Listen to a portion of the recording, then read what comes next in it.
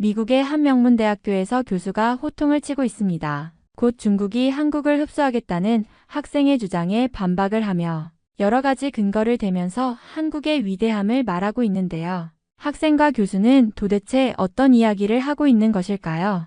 안녕하세요. 저는 미국 코넬 대학교에 다니고 있는 22살 미셸이라고 합니다. 역사에 관심이 많다 보니 역사 연구가가 되기 위해 공부했고 대학교에서도 꽤나 좋은 학점을 받으면서 공부를 하고 있는 학생입니다. 저희 아버지께서도 저처럼 역사를 좋아하셔서 아버지의 서재에는 여러 역사책들이 즐비했고 그런 책들을 읽다가 그 중에서 아시아 역사에 관심을 가지게 되어 현재 아시아 역사에 대한 공부를 깊이 하고 있습니다. 사실 백인인 저의 뿌리이기도 한 유럽의 역사에 대한 관심을 가졌지만 대학교에 오면서부터 여러 아시아 계통의 친구들을 사귀게 되고 21살이 되던 해부터 아시아에 대한 관심이 생기더라고요. 저는 친구들처럼 K-팝을 좋아하거나 한국 음식을 먹으러 다니는 성격은 아니고 굉장히 조용히 방에서 역사 공부를 하는 성격인데요. 아무래도 친구들이 워낙 한국을 좋아하다 보니 저도 자연스레 한국에 눈이 가더라고요. 원래 작년까지만 해도 한국은 관심이 없던 나라였지만 이제는 한국만 파고 있어요. 원래는 아시아 중에서 중국의 역사에 관심을 가졌고 중국의 역사 연구를 하는 것이 저의 큰 목표였는데요. 중국의 역사를 공부하다 보니 이상한 점들이 너무 많이 보였기 때문입니다. 중국의 자료들은 전 세계에 엄청난 양이 퍼져 있고 인구가 많듯이 여러 주장들이 많이 있는데요. 한국과의 관계사가 굉장히 여러 주장이 있더라고요. 한국은 중국의 지방정권이라는 주장이 있고 중국인의 후손들이 새로 세운 나라가 한국의 고대 왕국이라는 주장, 중국의 범죄자들이 한국으로 건너가서 나라를 세웠다는 내용, 한국인들은 고대부터 중국인의 아랫사람들이라는 이야기들이 중국의 정식 논문들에서 많이 소개되고 있었습니다. 저는 사실 중국에만 심취해 있다 보니 한국이 무언가 이상한 나라라는 생각이 들었고 한국이 지금 떠오르는 이유도 중국이 밀어줘서 그렇다는 생각도 있었습니다. 그런데 저와 수업을 같이 듣던 중국인 학생이 교수님께 이상한 질문을 했고 교수님께서는 정말 충격적인 이야기를 해주셨기 때문에 한국에 대한 명확한 생각을 정립할 수가 있었던 것입니다. 불과 며칠 전 수업에서 있었던 일이었습니다. 징기스칸과 유럽 역사에 대한 이야기가 오가던 중이었죠. 교수님은 징기스칸의 전세계 침공에도 난공불락 같은 나라가 바로 한국이라는 말씀을 하시며 한국의 역사를 제대로 공부해 볼 사람은 꼭 해보라는 말씀을 해주셨죠. 한국은 중국 근처에 있는 나라 중에서 유일하게 단 한 번도 중국에 흡수된 적이 없었던 나라이고 중국과 전혀 다른 언어체계, 전혀 다른 문자, 전혀 다른 문화로 세계를 지배하고 있는 대단한 나라라고 하셨습니다. 그리고 앞으로 세계에서 가장 유망한 나라라고도 언급하셨죠. 저는 이때 그동안 제가 공부했던 중국에 대한 내용과 한국의 관계에 무언가 이상하다는 것을 느꼈습니다. 사실 혼자 중국어까지 독학해가며 여러 책을 읽어보았는데 그 어디에서도 한국이 중국보다 낫다는 표현은 본 적이 없거든요. 중국의 역사와 거대한 영토를 통해서 미루어 볼 때에 한국은 분명 중국의 속국이었다는 중국 측 주장이 훨씬 신빙성 있어 보였거든요. 심지어 만주 쪽 중국의 영토에서 발굴되는 유물들을 통해서 그 유물들은 고대 중국에 위치하고 있던 중국의 왕조의 유물이라 생각했거든요. 역시 저보다 중국인 학생이 훨씬 빨리 손을 들고 교수님께 따지듯이 질문을 퍼붓기 시작했습니다. 교수님, 저는 아시아에 대표하는 중국에서 태어나 자랐고 중국에 대한 정말 큰 애정과 사랑이 있는 사람입니다. 중국의 원나라는 세계를 정복할 정도의 어마어마한 나라였고 유럽 전체는 물론이고 유라시아 제국 전체를 소나기에 넣었습니다. 신성로마 제국의 황제는 중국인 앞에 무릎을 꿇었다고 배웠어요. 현재 중국인들은 외국인에게 굉장히 호의적이고 전쟁을 싫어하는 시기이기 때문에 외국을 키워주고 있는 것이지 중국이 들고 일어난다면 전 세계는 하나의 중국으로 통일될 것이 분명합니다. 특히 한국은 어차피 예전부터 중국의 지배를 받던 나라이기 때문에 가장 먼저 중국 땅으로 편입될 것이라 생각합니다. 교수님은 갑자기 흥분을 하시면서 저희에게 단 한 번도 보여주신 적 없는 모습을 보여주시더라고요. 이봐, 중국인 학생, 또 중국인 학생이군. 왜 중국인 학생들은 역사 왜곡을 밥 먹듯이 하는지 모르겠군요.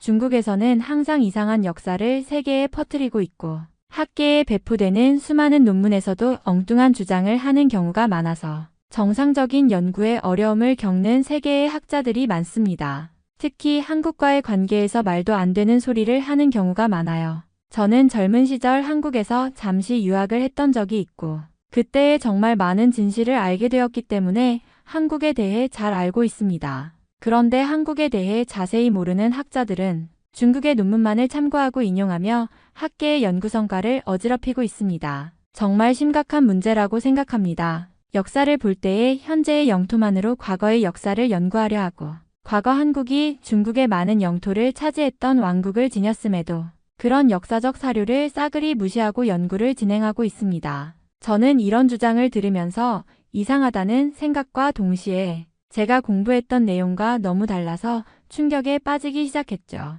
저희 교수님은 꽤나 저명하신 분으로 알고 있고 평소 유럽과 아시아의 관계사를 연구하시는 분이라 한국에 대해 말씀하신 적은 처음이기 때문에 새롭다는 느낌도 들었거든요.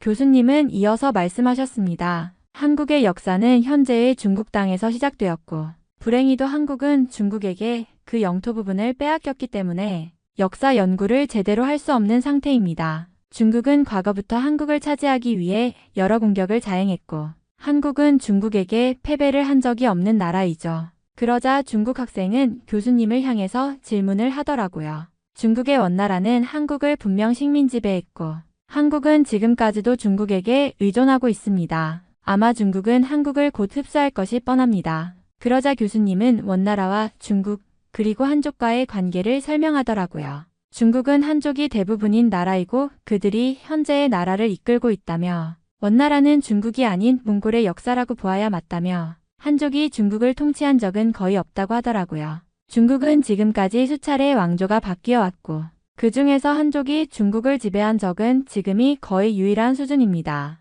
교수님은 이어서 한족과 중국의 역사를 연결하며 놀라운 이야기를 해주셨습니다. 강의실은 그야말로 핀 하나 떨어지는 소리조차 들릴 만큼 조용해졌고 교수님의 말씀이 모두에게 깊은 인상을 남기기 시작했습니다. 중국이라는 나라를 논하려면 먼저 한족과 다른 민족들 간의 역사를 분명히 구분해야 합니다. 중국의 역사에서 한족이 직접 통치한 왕조는 몇 안 됩니다. 고대부터 현대까지 중국의 많은 왕조는 실은 유목민족 또는 한족 외의 민족들에 의해 세워졌습니다. 가장 먼저 상나라와 주나라 같은 고대 왕조들이 있었지만 진나라를 세운 진시황조차 그 혈통에 대해 논란이 많습니다. 그 이후 한나라가 등장하면서 한족의 정체성이 명확히 드러났지만 이후 삼국시대와 진나라 그리고 남북조 시대를 지나며 한족의 통일적인 통치권은 자주 무너졌습니다. 당나라조차도 사실 그 지배층의 뿌리가 중앙아시아의 혼혈적인 성격을 띠고 있었고 송나라가 한족 왕조로서 비교적 안정적이었다고는 하지만 결국 북방 유목민족인 금나라와 몽골의 원나라에게 패배해 망했습니다.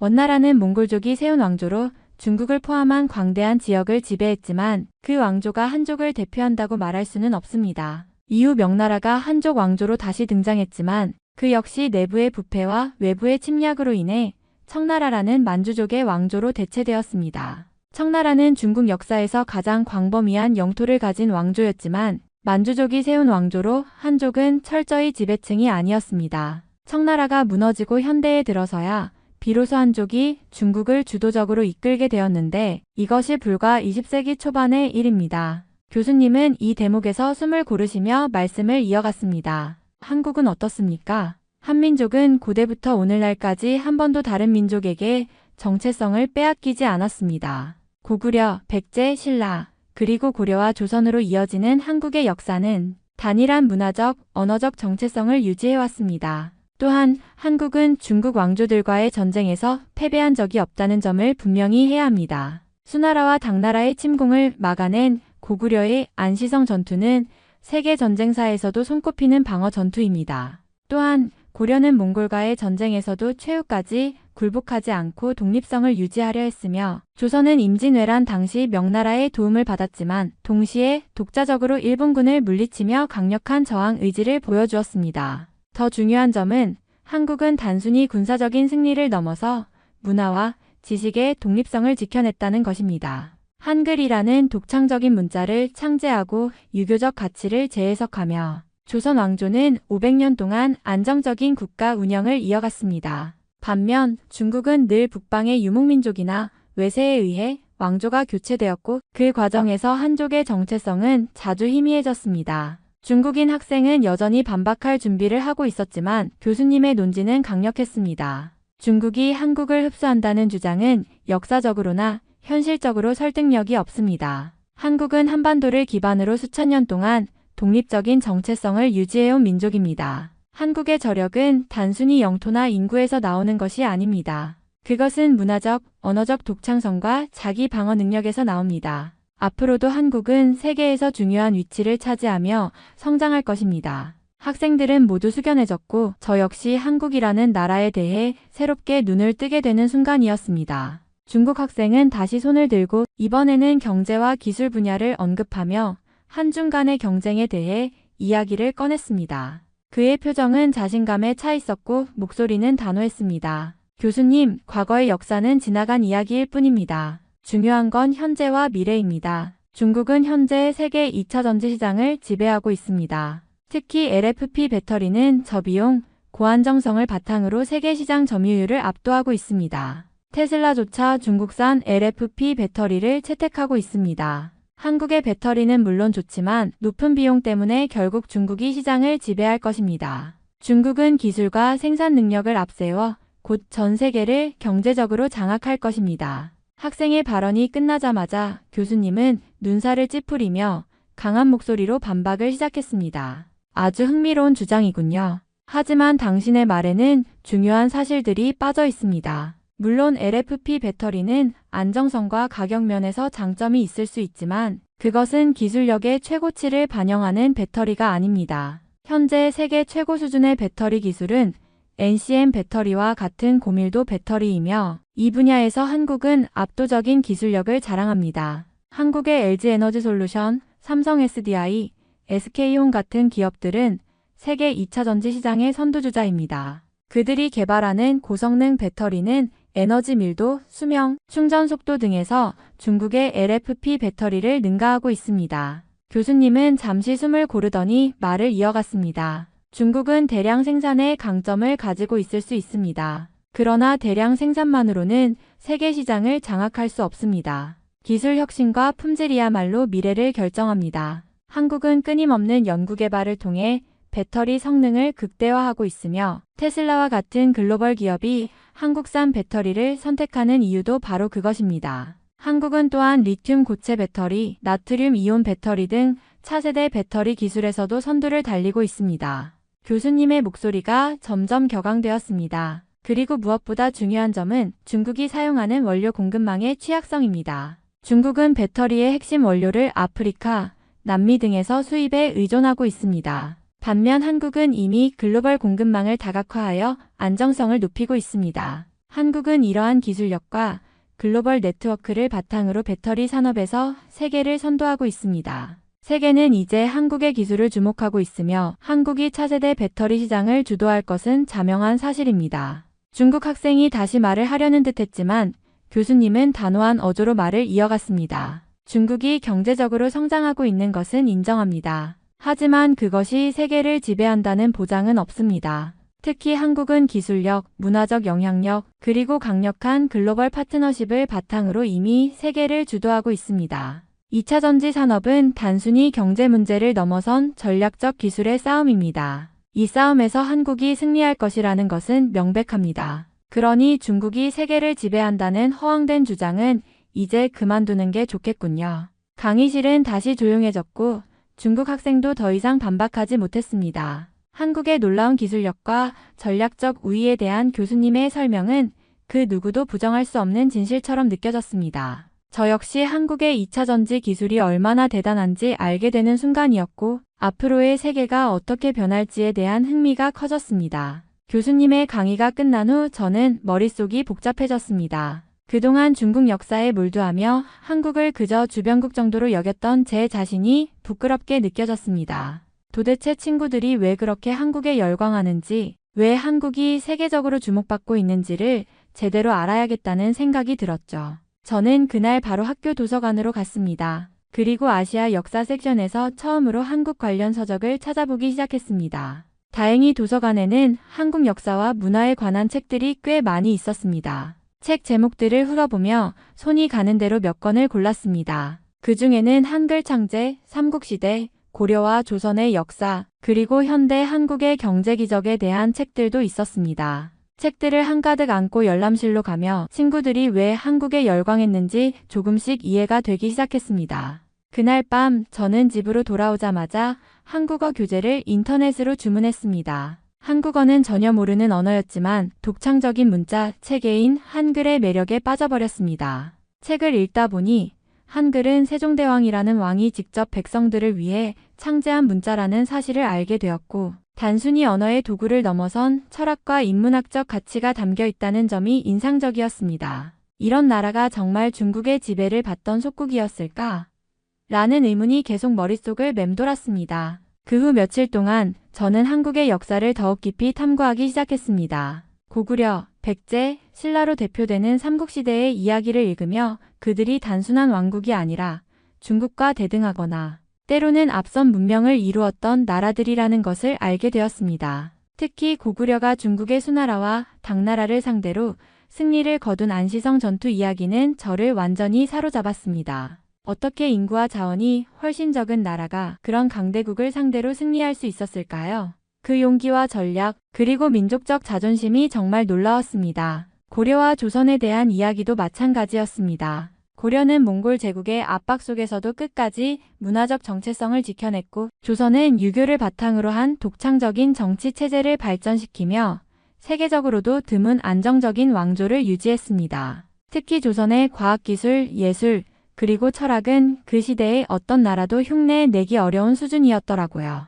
그렇게 책을 읽다 보니 친구들이 왜 한국을 그렇게 좋아했는지 이해할 수 있었습니다. 그들에게 한국은 단순히 K-팝이나 드라마의 나라가 아니라 독창적인 역사와 문화, 그리고 놀라운 회복력을 가진 나라였던 거죠. 한국의 현대사에서도 20세기 중반 전쟁으로 폐허가 된 상태에서 세계 최고의 기술 강국으로 성장한 이야기는 정말 믿기지 않을 정도였습니다. 제가 한국 역사를 공부하기 시작한 이후 제 시야는 점점 넓어졌습니다. 이제는 친구들과도 한국에 대해 이야기할 수 있는 주제가 생겼고, 한국어 교재를 펼쳐놓고 한글을 배울 때마다 스스로 조금씩 성장해가는 느낌이 들었습니다. 이 과정에서 한국이 단지 작은 나라가 아니라 세계 역사에서 중요한 위치를 차지하고 있다는 것을 깨닫게 되었습니다. 한국과 고대 왕국들에 대한 이야기를 공부하면서 저는 단순히 하나의 나라를 배우는 것을 넘어 그들이 보여준 정신과 가치를 통해 제 자신의 시야를 넓혀가고 있었습니다.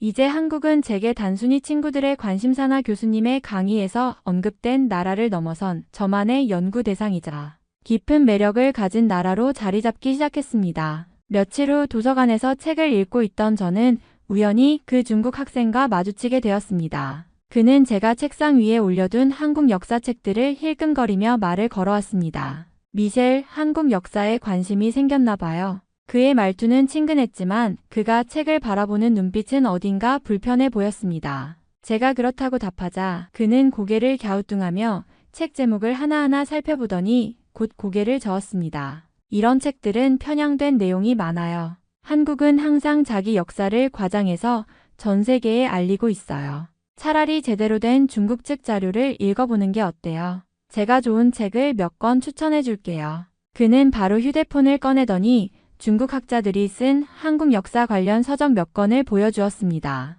그러고는 중국 서점에서 구할 수 있다고 하며 꼭 한번 읽어보라고 권유하더군요. 저는 호기심 반, 의심 반으로 그가 추천한 책 중 한 권을 어렵게 구해 읽기 시작했습니다. 그리고 얼마 지나지 않아 그 책의 내용이 제가 그동안 공부했던 내용과 얼마나 다른지에 충격을 받았습니다. 책에서는 한국의 고대 왕국들이 모두 중국의 지방 정권에 불과하다고 주장하고 있었습니다. 고구려는 물론이고 신라와 백제까지도 중국의 속국이었다는 내용이 반복적으로 언급되었고, 심지어 한글조차 중국 문자의 영향을 받아 창제된 것이라는 주장이 담겨 있었습니다. 더 놀라운 것은 고려와 조선이 중국의 명령을 따라 건국되었다는 이야기였고, 현대의 한국 역시 중국의 도움 없이는 성장할 수 없었다는 주장까지 있었습니다. 읽는 내내 제가 알게 된 한국의 역사와 너무나도 다른 내용에 혼란스러웠습니다. 그런데 동시에 이 책이 중국의 관점에서 한국을 어떻게 보고 있는지 명확히 보여준다는 생각도 들었습니다.